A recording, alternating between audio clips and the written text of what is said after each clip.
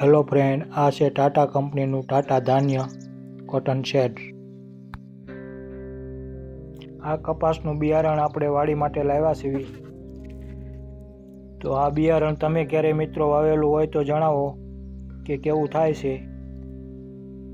કંપનીવાળા એવું કહે છે, ફિલ્ડની મુલાકાત લેશે. અમુક વિડીયો આપણે યુટ્યુબમાં જોયા હતા કે ઠેઠ સુધી છોડવો લીલોછમ રહેશે અને જેમ જેમ નીચેના ઝીંડવા તૂટશે એમ ઉપરથી ફૂટ નવી આવતી જશે અને લીલો થતો જશે.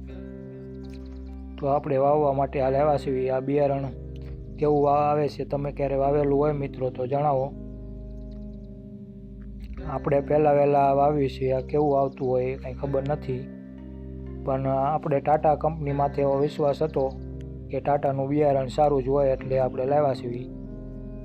અને આપણને એક ભરોસો આવ્યો કે છોડ છે એ લીલો રહેશે એટલે સુકારાના પ્રશ્ન ઓછા રહેતા હશે એવું જાણવા મળ્યું. ને ફાલ ફૂલ પણ સારા બેસે છે એમ કહેશે, એટલે એને છોડની ઊંચાઈ ને લંબાઈ પણ સારી થાય છે. એટલે આપણે આ વાવવાનું નક્કી કર્યું છે.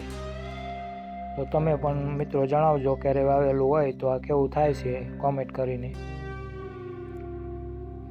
આ વર્ષે તમે કયો કપાસ વાવ્યો એ જણાવજો.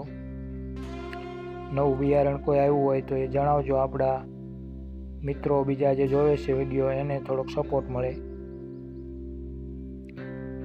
તો આ બિયારણ આપણે આ વર્ષે વાવવાનું નક્કી કર્યું છે. 4 થેલી લાવ્યા છીએ આપણે.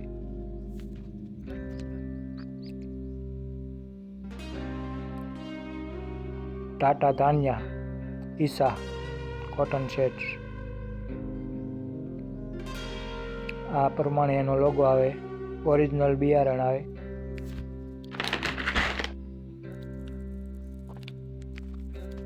તમે પાછળ જે માર્ક આપેલો છે થેલી પાછળ, એમાં તમે સ્કેન કરી અને ઓરિજિનલ બિયારણ છે એની ખાતરી પણ કરી શકો.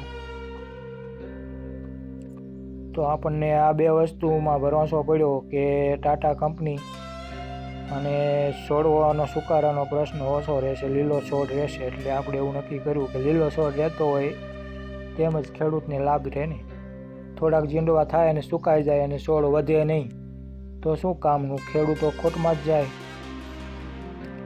તો આ લીલો છોડ રહેશે એટલે આપણે એવું માનવાનું કે ગ્રોથ થતી હોય ને વધતો હોય, નવા ઝીંડવા બેસતા હોય, ફાલ આવતો હોય. તો આ કપાસ વાવવો જરૂરી મિત્રો. તમે પણ 1-2 થેલી વાવી શકો છો. અને ફાલ ફૂલ પણ સારા બેસે છે એવું કહે છે. તો એવું નક્કી કર્યું કે ફાલ ફૂલ સારા બેસતા હોય તો ઝીંડવું તે સારું બેસે છે. 4 પેચીનું થાય છે. જાજો ભાગ ઝીંડવું બેસે છે એમાં 4 થી 5 પેચી નીકળે છે.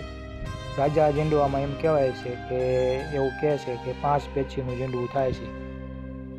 એટલે સારું કહેવાય કે 5 પેચી એક ઝીંડવામાં થાય એટલે વજન સારો થાય, તો આપણે ઉત્પાદન પણ સારું મળે એમ.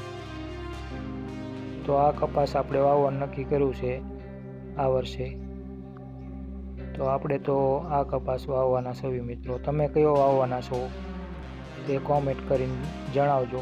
અને વિડીયો સારો લાગ્યો હોય તો ચેનલને લાઈક, કોમેન્ટ અને સબસ્ક્રાઈબ કરતા રહેજો. અને આવનારા વિડીયો આપણા બધા જોતા રહેજો.